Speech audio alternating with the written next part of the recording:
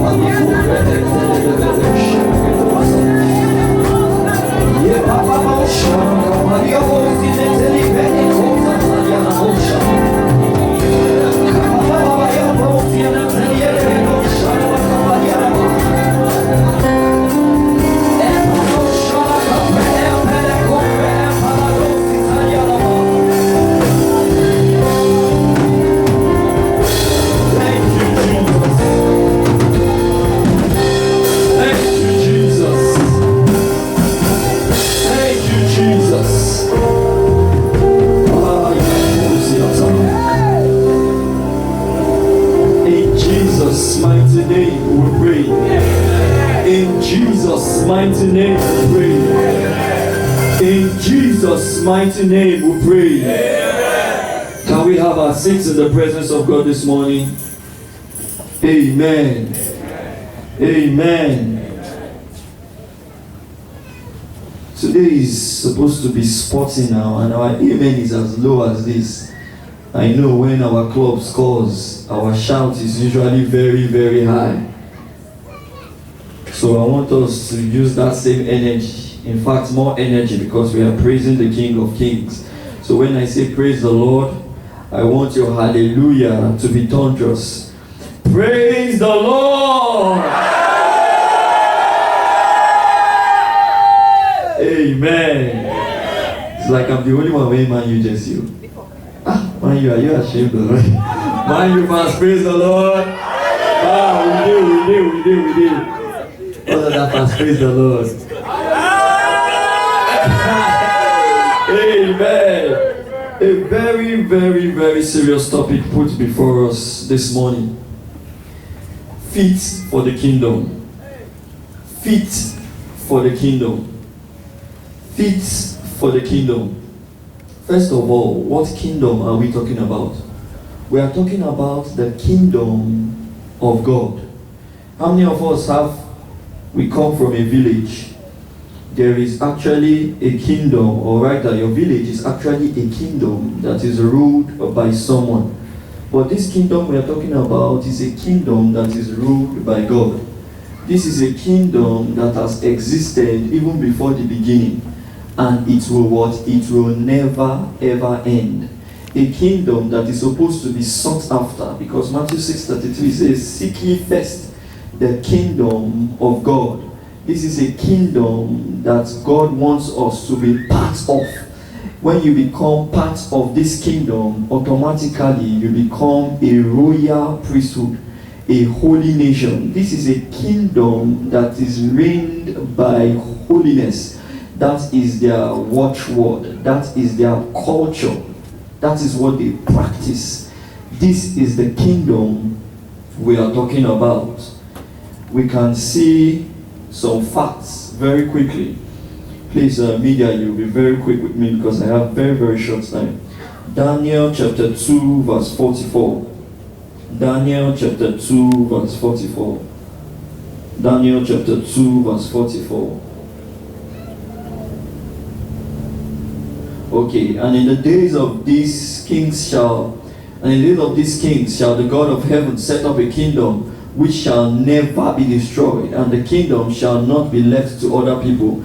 It shall break in pieces and consume all these kingdoms, and it shall stand forever. It shall stand forever. One important thing I want us to know about this kingdom that prominent prophets have spoken about: Jesus, John the Baptist, Paul the Apostle, James, John the Beloved, even the Old Testament prophets. We have Daniel, we have Isaiah. They spoke about this kingdom. One thing we should know, that the kingdom will come.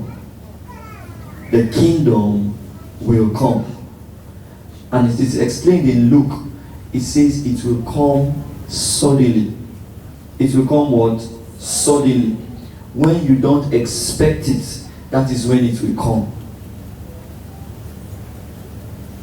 In the next minute, we don't know, that is when it will come. Let us just have it at the back of our mind that this kingdom will come. This kingdom will come. And Jesus always stressing, anytime he talks about this kingdom, is at hand. Is at hand. Is at hand. Is at hand. So just imagine how close at hand is now. But let us remember this: each time we wake up on our bed, we are coming closer to the coming of this kingdom. We are getting closer to the coming of this kingdom. Our Bible text that we read, Luke chapter 9, I'll lay more emphasis on verse 62. How can we be fit for this kingdom? It's either you are fit or you are unfit. How can we be fit for this kingdom? Can we read it together? 1, 2, go. And Jesus said unto him, no man having put his hand to the plow and looking back is fit for the kingdom of God. Can we take it one more time? And Jesus said unto him, no man having put in his hand to the plow and looking back is fit for the kingdom. Two things: putting the hand on the plow. Putting the hands on the plow. If you want to be fit for the kingdom, first of all, you have to put the hand on the plow. What is the meaning? You have to accept Jesus as your personal Lord and Savior. You have to surrender all to him. You have to subject your flesh and follow the leadings of the Spirit. Galatians chapter 5 from verse 19 to 21. It talks about the deeds of the flesh. And verse 21, anyone that involves in the deeds of the flesh is not fit for the kingdom. Is not fit for the kingdom. I don't know if you are here. Probably you think coming to church is actually a good thing, and at least that one can make me fit for the kingdom. But the truth of the matter is, if you have not confessed your sins, if you have not accepted Jesus as your personal Lord and Savior, you cannot enter into this kingdom. And a Pharisee came to Jesus by night. And what was Jesus' reply to him? Except a man be born again, he cannot. There is no other option. Except a man be born again, he cannot see the kingdom of God. He cannot see the kingdom of God. Putting your hand on the plow, meaning surrendering all. How many of us have used a plow on the farm before? When I mean plow, you know those local plows. You've used it on the farm before. Sir, how many hands do you used to put on the plow? You put your 2 hands. You put your 2 hands, meaning you are surrendering all.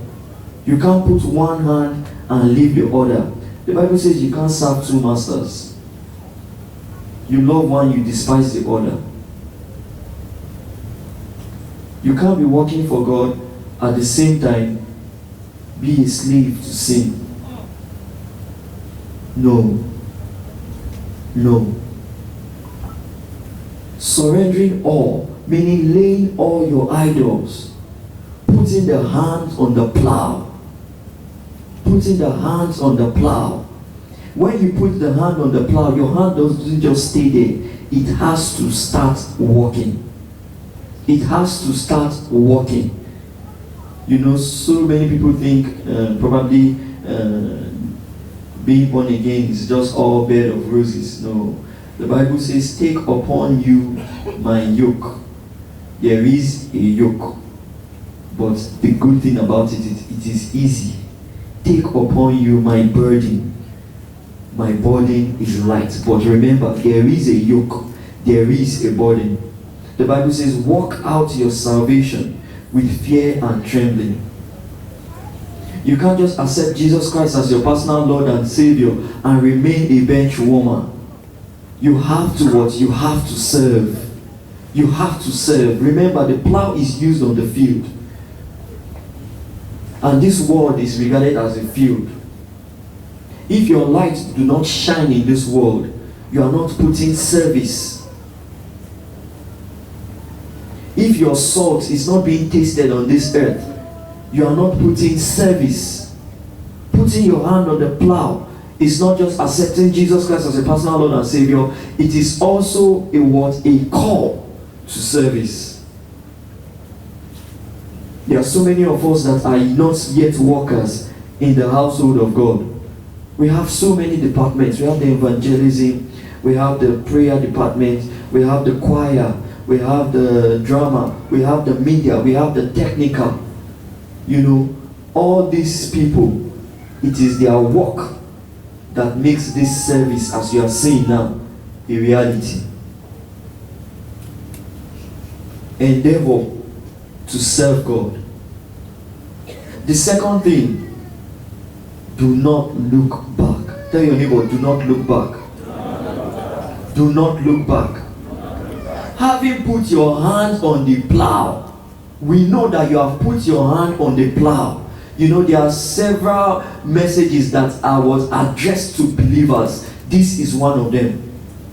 Having put your hands on the plow, the 10 were virgins, but only 5 made it. There are vessels in a great house, but some are for honor, some are for dishonor. The same way, some have put their hands on the plow, but yet they are not fit for the kingdom. Why? Because they look back. What will make a man look back? 1, where your treasure lies, there your heart is. Are you fully committed to God and the things of God? Are you fully committed to God and the things of God? Do you still have idols in your life that is taking the place of God? You have to lay down your idols and totally commit yourself to God. Sometimes, do you surrender your will to God, or you just take it based on your own personal feelings and emotions? Total commitment if you want to be fit for this kingdom. Total commitment. Total commitment. Total commitment. Number 2, the reasons why people look back. Hurt. Somebody has hurt you in the past and you are looking at taking revenge. Somebody has hurt you in the past and you've decided in your mind that what is the essence of following God? Somebody has hurt you in the past that you feel depressed at times, but you have to let go. And the third thing is past glory. When you think about your past glory, sometimes pride creeps in. Very quickly, can we read Philippians chapter 3, 13 to 14? Philippians chapter 3, 13 to 14. Very quickly, Philippians chapter 3, 13 to 14. Brethren, I count not myself to have apprehended, but this one thing I do, forgetting those things which are behind, and reaching forth unto those things which are before, I press towards the mark for the prize of the high calling of God in Christ Jesus. Focus. When you put your hand on the plow, Focus. Focus. If you look back, you might not get a straight line. Your soil will just be scattered. Focus. Forget what is in the past. Forget what is behind you. Focus. Focus. Focus. There are people that are fit, while some people are unfit. The question is, where do you stand? Where do you stand? Where do you stand? Where do you stand? When the kingdom of God appears, are you fit for the kingdom, or you are not fit for the kingdom? When the kingdom of God appears suddenly, are you fit for the kingdom, or you are not fit for the kingdom? Have you put your hands on the plow? No, you are not fit for the kingdom. Have you put your hands on the plow? Yes, but you are looking back. You are not fit for the kingdom. And it is God's heart cry, God's desire, that everybody be fit for the kingdom. It is God's heart cry and God's desire that everybody be fit for the kingdom. You cannot be fit on your own effort. You cannot be fit by your own strength. That is why Jesus came full of grace and truth. And while he was living, he left the Holy Spirit to help us. Very quickly, you know deep down that when the kingdom of God shall come suddenly, you are not yet fit. You have not yet put your hands on the plow. You have not yet surrendered your life to Jesus. Please, can you signify by raising up your hand as we pray with you very quickly? Please, if you know that the kingdom of God appears now, and you are not yet fit for the kingdom, and you want to be fit, can you just raise your hand so that we pray with you very quickly? In absentia, if you know that you have put your hands on the plow, but yet you are looking back, and now you want to stay focused, you want to rededicate, please, can you just put your hands up as we pray with you very quickly? Very quickly. Anybody? Anybody? Okay, can we just rise on our feet? And let us just make this one prayer. Father, anything that will make me unfit for the kingdom, remove it from my life. Anything that will make me unfit for the kingdom, remove it from my life. Remove it from my life. Remove it from my life. Father, now till the end of time, I want to remain fit for the kingdom. I want to remain fit for the kingdom. I want to remain fit for the kingdom. I want to remain fit for the kingdom. I want to remain fit for the kingdom. Father, when the kingdom of God shall come, Father, I want to be with you. I want to be with you. I want to be with you. I want to be with you. I want to be with you. Thank you, everlasting Father. In Jesus' matchless name we pray.